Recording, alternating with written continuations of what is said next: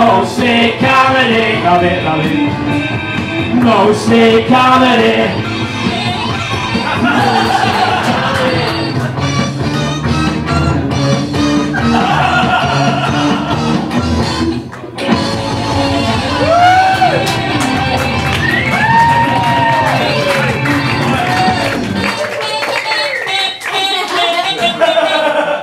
Sorry.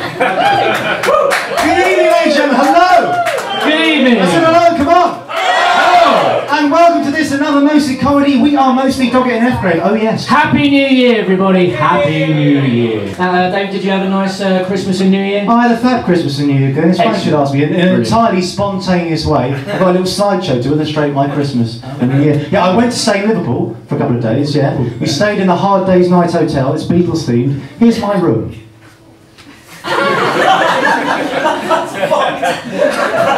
Now, did you specifically request the Ringo Starr suite? Yeah, it's cheaper. It's much cheaper. As you know, it wasn't the Ringo Starr suite. I just took the picture with me. I take it everywhere. Helps me sleep and helps me masturbate. So, we also visited the cabin. There it is. Or was that the actual cabin? That's the actual cabin, Glyn, yeah. It's quite interesting because on the wall outside they have like every brick is taken up by a different artist who played the cabin. They're all there. Every name you think of, all on this wall. Freddie and the Dreamers? Yeah, they're there. Wayne Fontana and the Mindbenders? Yeah, they're there as well. Have you seen this wall? I might have done, yeah. Well, here it is. Okay, there's some of it there. We've got Eric Clapton. There we go, Wayne Fontana. He's there. Fontana and the Mindbenders. But slightly bizarrely, there's a plaque next to this wall, okay? And on this plaque has quite an ominous message. Would you like to hear? Well, no. Yeah. Oh, really? Yes.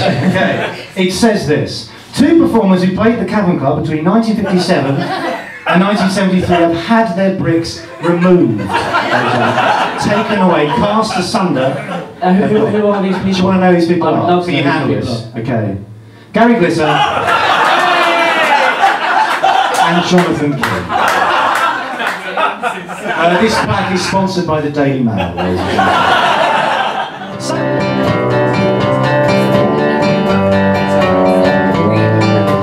The other night we had a fight and then I found the note. She said she couldn't take my shit. She wanted to elope to somewhere else where I am not, somewhere far away, and no one else can help me, so I write to you to say,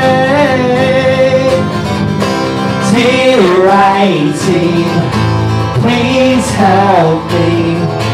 My girlfriend has left me, built something from nothing to bring her home. I'm all alone. First up we have the dog. In your own time, Glyn, when you're ready. There it is. Might be more authentic if you make it make some noise, Glyn.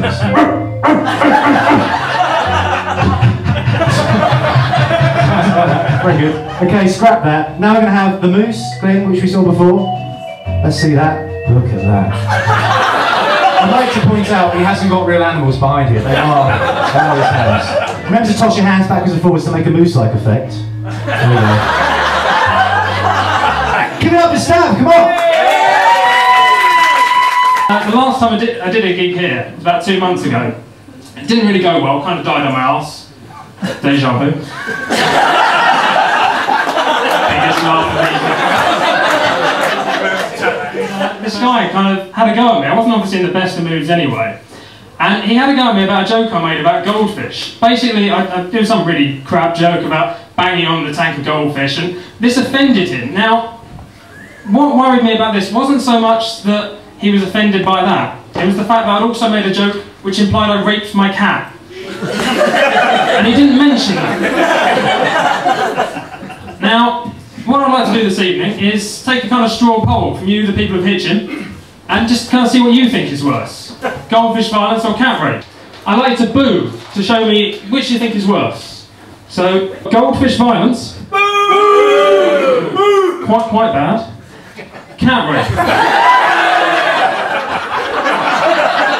You find cat rape funny, but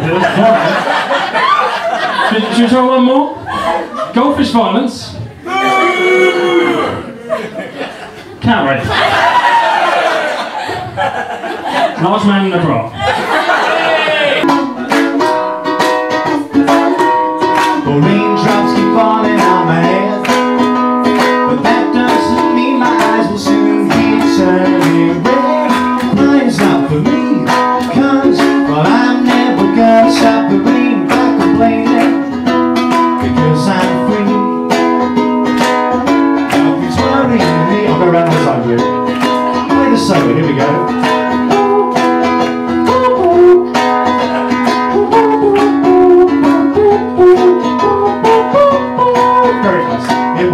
Stop now, stop now. Happiness steps up to greet me.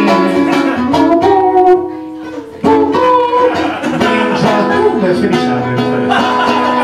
Please give it up for Ross Biscuit. What I need you to do is just go.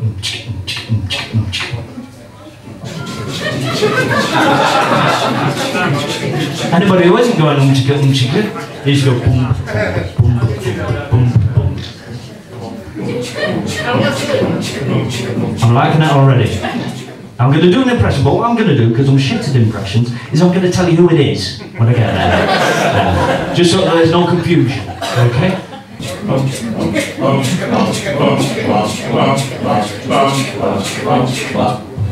Oh, I'm Johnny Cash. Please give it up to stand-up Nick Helm, come on!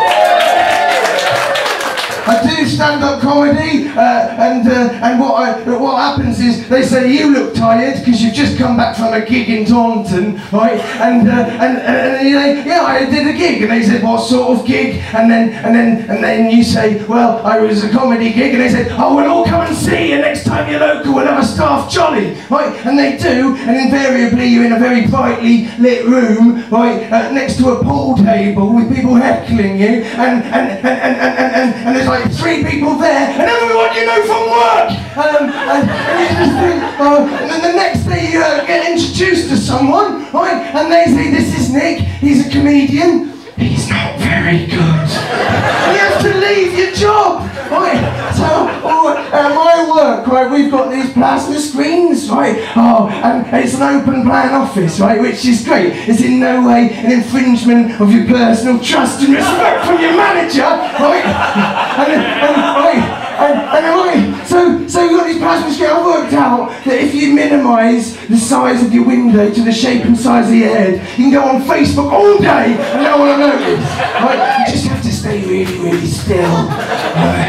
Have you heard of Brian Molko and Placebo? Yeah? Couldn't afford them, so he said we have Gazebo, ladies and gentlemen. Give it up for Gazebo. Are you ready for the switch over? Incision and an areola. Now I know who wears the pants. I'm getting breast implants. Turned on like my telly. It's telly. I'm a digital TV.